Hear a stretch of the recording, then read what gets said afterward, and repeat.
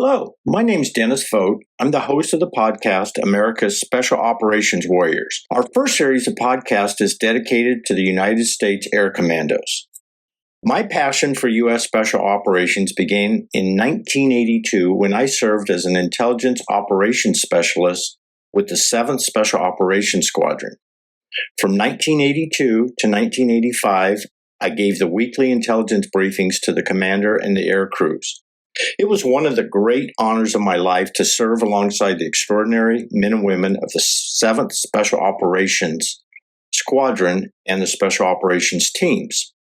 I have been on and participated in real-world missions with Delta Force and SEAL Team 6. Over the past 30 years, I've heard countless stories at Special Operations gatherings and reunions, stories of missions that many people have never heard about. I want this podcast to feel like a casual conversation at a special ops reunion. Picture yourself sitting there with us, maybe with a beer in hand, as we share incredible stories with personal details that few people know about. Today, I'm honored to welcome Air Commando Bill Houston to the podcast. I've known Bill for 25 years, and I can tell you he's a man who rarely talks about his accomplishments because Bill feels others have done more than him. But I want to share just a little bit about him before we begin. For me personally, Bill is one of my heroes. When he arrived at the 7th Special Ops, many of the crews were deployed out of the country on a top secret mission. Bill could have kicked back at the base in Germany and had an easy duty assignment, enjoying great German beer and eating Jaeger Schnitzel. But instead, Bill went and volunteered to go to Vietnam and fight in combat. Bill won an Air Medal flying F-5s in Vietnam, supporting ground troops and saving American lives. There are men alive today because of Bill's actions in Vietnam.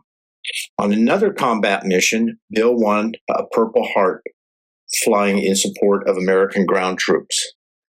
Bill is also the recipient of the Wright Brothers Pilot Award for 50 years of flying without an incident. One of the most compelling stories involving Bill took place in 1972 during a globally broadcast event, the Munich Massacre at the Olympic Games. Over 900 million people watched it on TV, but few people knew that Bill and a 7th SOS Combat Talon crew were involved in that mission. On September 5, 1972, the Palestinian terrorist group Black September stormed the Olympic Village in Munich, killing 2 members of the Israeli team and taking 9 hostages. As the crisis unfolded, Bill and his crew were ordered to deploy to northern Germany, pick up elite German sharpshooters, and fly them to Munich. He was one of the pilots who landed those sharpshooters that night. Bill, let's start from the beginning. Where were you the morning of September 5th, 1972? Hey, when I was at undergraduate pilot training, one of my fellow students named Ferruccio Ferrari knew that the Olympics were going to be in Germany in 1972. So we made a pact together. We were going to meet to watch the swimming because he was an avid swimmer. So I was on my way down to Munich to watch some of the swimming events and also the medal presentations to Mark Spitz, who won several gold medals before that. As I'm entering the swim hall at the Olympics, I hear my name announced, Lieutenant Houston, please report back to the base immediately. So I knew something was up, but I didn't know what. So I drove back as quick as I could to Ramstein and went into the operations building, and they said, grab your flight suit stuff. You got a quick mission, and they'll inform you on what it's all about when you get to the airplane. So I get out to the airplane, and the aircraft commander, Bill Gunnan, said, I'm not sure what this is all about, but what we're supposed to do today is to fly up to Schleswig and pick up the German sharpshooters. I said, okay, let's go. And we had a kind of a basic crew that day. We just had one engineer, one nav, and a loadmaster. And some of the names I had to really try to remember because it was 52 years ago, but it was Bill Gunnan, myself, Ed Parks was the flight engineer, Larry Kelly was the navigator, and Duke Wiley, who substituted for our normal loadmaster, substituted, and he was the loadmaster.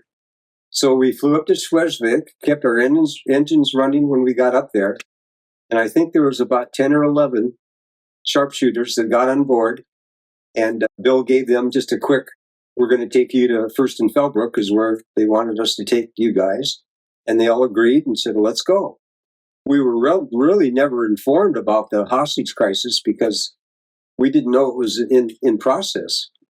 After I got called up and paged on the PA system there at the Olympics, I didn't really know about it. So we were all kind of in the dark. All we were up there, we just thought we were a local support mission for the Special Forces and the Germans. So we get up there, load them up, climb down to First and Fellbrook, and after we arrived, we were met by the Polizei, the German police. And they told us, okay, the sharpshooters are ours now. You guys can do whatever you want to do. We want you to park over on the other side of the field, kind of away from the tower and away from the, over there by the Lufthansa 727. And we said, well, what's going on? You know, because we really didn't know at that point what was happening. And he said, oh, it's a terrorist group. They got some Jewish coaches and players, and they're holding them for ransom, and it's all our deal now. We'll handle it. We don't even want you involved anymore. You've done your part. So we said, well, should we stay here or should we go? And the guy said, well, that's your choice. You know, it's up to you. So being the snoops we stuck around to watch because we didn't really know what was happening. So we were over by the airplane, and a couple hours went by, and a bunch of red lights, flashing lights showed up, and cops were all over the place, and ambulances and everything like that. And then all of a sudden, we heard an explosion. And I found this out after watching the films from Armed Forces Network, that a hand grenade exploded in the helicopter where they have a couple of hostages and coaches, etc. And then the shooting started. So we didn't have any firearms at all. Back at the time, we were not allowed to carry firearms in Germany. I think it was some kind of agreement between the German government and U.S. Air Force. So we kind of just hit the dirt and tried to hide as much as we could because it was a firefight going on all of a sudden. So we watched what happened and then saw the explosion, heard the explosion, a lot of shooting going on, and there was a confusion for about 45 minutes to an hour. And the thing that I recall the most was I could tell nobody was really totally in charge of this. It caught the Germans quite by surprise that anything would happen in their country. And I don't think they really had any contingency plans for anything like this to happen. So after it all boiled down and things cooled off a little bit, we left and went back to Ramstein. Didn't really hear much about anything, any feedback about it. So all the information I had is what people were watching on Armed Forces Network and national television. And to my knowledge, it was never a classified mission or everything because it was just a support for the Germans that they requested. And we used to do stuff like that all the time. We'd take them up and fly them around, take them one place to another. So it was not that big of a mission. But after the fact, when everything unraveled and they were supposed to fly them out on the 727, the Lufthansa 727 that was sitting next to us, but it never came to that because of all the explosions and killings and what went on. So, Bill, that's a great overview. Let me ask you a couple questions. Do you know if the German snipers had night scopes? They had scopes. I'm sure they had. They didn't really show us all their equipment, but yes, they had scopes on their rifles when we picked them up. And how many snipers did you pick up? I think it was between 8 and 10, something like that. Snipers. And do you know if there were any other Americans there, any American snipers or military personnel? Not to my knowledge. So as far as you know, it was only the 7th, you guys in the 7th. Yes. Did you see any Israelis there or anyone from Israel that you know of?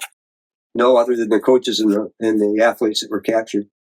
Did you actually, when they got off the bus or the helicopters, did you actually see the hostages? Yes, I saw them with hoods on and they were leading them to the helicopters. Okay, so they got off a bus and they took them to the helicopters. And they had hoods on? Yeah. And do you remember, was it 2 groups or 3 groups or were they all together? No, there was a couple different separate groups. Okay, and do you remember seeing the terrorists? Oh, yes. They were in there. You could see them when they had their hoods and their black garbs on and stuff like that. So from where you were standing at the plane, how far would you say you were? How close were you to the hostages? Probably 200 to 300 yards away. Okay. But we could definitely pick out the difference between the hostages and the Black September movement. And how long were you on the ground before that grenade went off in the helicopter? I would say probably an hour and a half. Hour and a half. So you were there quite a while. Oh yeah, we were there just watching all the activity that was going on before. Yeah. And we figured something was happening, but we were never really informed by the Polizei, and surprisingly enough, the sharpshooters didn't have much information either. So when you guys pulled over and parked away from the terminal building, you got out of the plane and just stood there outside? Yes, we were just kind of standing around. Some guys stayed in the cockpit. Some guys tried to find stuff on the radio, but there was never really anything on the radio. And were there any Polizei or any police around to keep you away from the situation? No, they were all on the other side of the field. Okay. They just wanted us out of the way. And they didn't want us to even be involved in it. Yeah. So were you? How did you feel when that grenade went off? Were you shocked? Well, then I figured something was really up. Yeah. You know, I figured there was more to the situation than what we were even guessing that was happening. Yeah. But then I figured, well, there must be hostages involved in this and whatever. How loud was it? Pretty loud. Pretty loud. And did the helicopter caught fire? Yes, it did. Right. Yeah. Yes. So all that. Now, when you landed, was it dark or was it still daylight? It was still sort of daylight, getting dusk. Okay. So you landed at dusk. Yeah. And then pulled over to the side. And then pulled over. And then when the grenade went off, it was dark when the hostages arrived? Okay. Yes. Okay. And then when you were waiting there, I know I've been on missions where, hurry up and wait and you're hungry and tired and all that. How did you feel sitting there for an hour and a half? Well, we knew something was happening, but we didn't know what. We weren't really scared at that point, but we just figured there was more to it than what we were told. Did you guys get to eat that day, or did you? Oh, we always had crew meals. Okay. We had stuff with us, but we weren't really gone that long. We just launched out of Ramstein, flew up there, and came right down to First and Felbra. And about what time did you leave Ramstein? Well, I'm thinking it was probably about 3:00. So, how long was the flight up to the pickup? A little over an hour, and then same going back down to First and Felbra. Okay, so same. How long were you on the ground after they stopped shooting? About 2 hours. After everything happened? Yeah. Okay. Did you know that it was over at a certain point? Well, I knew it was coming to a conclusion because there wasn't any more firing going on, and then the red lights and police activity was subduing a little bit. But there was a lot of confusion during this whole time. And during the shooting, how many shots would you just ballpark? I couldn't even guess. Was it hundreds? I don't think it was that many, but there was a lot of people shooting right at the same time. Okay. So the terrorists were shooting at the sharpshooters and sharpshooters back. So, yes. Okay. And when you guys finally left, who gave the order for you guys to take off? No one gave us an order. We just left whenever we felt safe to do so. So that was probably after midnight, or do you remember? It was even before that. It was probably right around 11:30. So when all the shooting stopped, you waited an hour or two? And then... Yeah, we just wanted to make sure we weren't going to get in anybody's way and that the runway was clear. And we didn't want to interfere with the Lufthansa 727 because we really didn't know what their role was in this at the time. Did the Lufthansa take off first, or did you guys? They never did take off. Okay. We left first. Okay, you left first. Okay. When you got back to base, were you debriefed that night? Not really. We just sort of went to bed and told the maintenance guys everything's okay with the airplane and went right to our quarters and turned on the TV. And then that's when we really found out what was going on. No. And historically, what happened, the Germans came on, the federal government came on in Germany and said all the hostages were rescued. That's what I heard. I didn't know that at the time, but they certainly weren't. Yeah, right. But for 2 hours, the German state news agency said they had rescued all the hostages. That's what I heard. Yeah. So the next morning, did they debrief you at the squadron? No, not at all. Nobody. So did anybody talk to you about it? Did the whole squadron know about it? Well, the squadron didn't really know what we did. The squadron was talking about, did you hear what happened at the Olympics last night? And they said, yeah, I mean, it's always on the news. And I said, we flew the sharpshooters down there. And a lot of them said, you didn't? And I said, yeah, we did. Well, how'd you get to do that? And I said, well, I guess somebody called the squadron. I guess the German officials called the squadron and wanted us to provide transportation. So that everyone was surprised? They were very surprised, but everybody was really glued to their televisions because that's the only input we had. Yeah. A lot of guys spoke German and watched the German presentation, but of course, most of us watched the Armed Forces Network television. Yeah. Did any of the intel people debrief you after they found out you had flown the mission? Not really. Nothing from higher headquarters? Nobody came? We never got much feedback afterwards about any of it. Nobody came to see you from higher headquarters or anything? No, they didn't. Okay. Which surprised me. I thought there would be, but I guess they wanted to downplay our operation in the whole thing. Yeah, so they didn't want that. And as far as you know, they didn't classify it. There was nothing classified. You weren't told. We weren't told don't talk about it, or nothing was classified to my knowledge. Okay. Bill, have you ever been back to Furstenfeld? Yes. You have. When did you come back? Well, I went later on that year.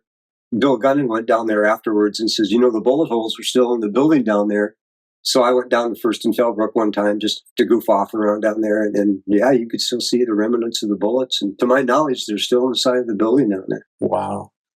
So after you left the 7th, have you ever been back to Furstenfeld? No. Okay. No. So, Bill, if I could ask you one more question, what lessons did you learn from this mission? Well, I learned that things can happen pretty sporadically and fast. And I could tell that cooperation and coordination is really important on any kind of mission. I think the Germans were really caught off guard when this happened to them. I don't think they expected anything to happen on their property. And I also found out that because the Israeli and the German relations weren't the best after the Holocaust, and that was not that many years after the Holocaust, one thing I learned was the Germans weren't really too concerned about the state of the Israeli prisoners and hostages much. I think it probably could have been handled better. But, everything was pretty sporadic and not coordinated. And Bill, what are your feelings today after these 52 years of looking at this tragedy and seeing any feelings you have about that? Well, I've heard of that. I figured it was, there's been a lot of terrorists. Look at 9/11, what happened to our country and around the world. Terrorists, they take pop shots whenever they want to, and it'd be hard to prevent anything. Yeah. And I'm sure in that situation, it was hard to even comprehend that was going to happen. Yeah. I don't put any blame on the Germans or their police or the planning. It just happened. It happened in our country even at a greater extent. And this was the first major terrorist event covered worldwide.